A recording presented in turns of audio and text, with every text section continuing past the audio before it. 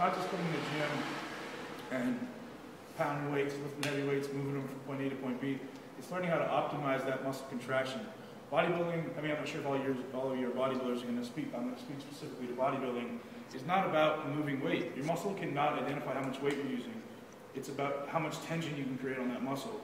So if you think about that when you're approaching anything in your training, you can actually change the way you train, and you're trying to keep the maximum amount of tension on a muscle through any range of movement. So something to think about. Back to my story. So I was about 18 years old. Decided I wanted to compete in my first bodybuilding show. Started dieting for a show. Ended up going to university in my first semester of university.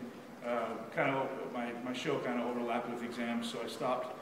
Didn't compete officially until I was 24. Won my first show, won the overall, and then after 7 shows, I ended up getting my pro card. I guess I progressed pretty quickly. Got lucky with a lot of things. I've been very blessed. One thing that I am a huge advocate of is surround yourself with the best people at anything you do. If you want to be great at something, whether it be bodybuilding or whether it be making money or business or whatever it happens to be, you find the absolute best people that exist in the world and you model your life after them. So I surrounded myself with not only the best bodybuilders.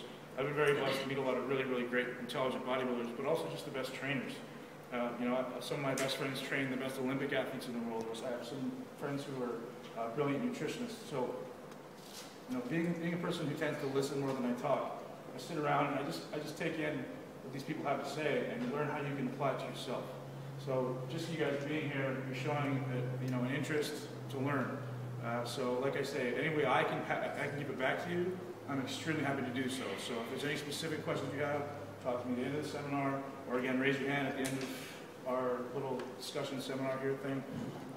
So feel free to fire it off. I'll open the floor shortly. So, like I say, I ended up competing in 7 shows, got my pro card, my second time at Canadian Nationals. Competed in my first pro show in 2009 at the Tampa Pro, which actually I ended up finishing 3rd, qualifying me for the 2009 Mr. Olympia, which I decided to bypass because I've always taken the mentality of a winner. I'm not going there. I'm not showing up to compete. I'm showing up to win. I'm showing up to be top 3, top, I want to be the top. I'm not just going to Olympia to say I did the Olympia. So, didn't do it. Again, this year, decided to pass it by. I competed in the New York Pro this year.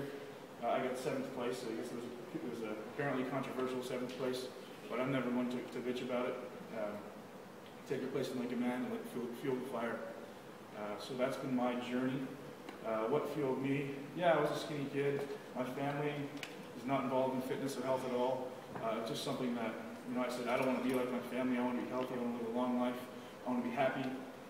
So I took every opportunity I could to create the best environment for myself to grow, to be intelligent, to be healthy. Every aspect of my life, I'm trying to be well-rounded. So one aspect, it's really difficult to touch on every aspect of my bodybuilding right now, so I'll start with a little bit of nutrition. Again, impossible to speak to everybody on this, but I'll give you my principles, what I believe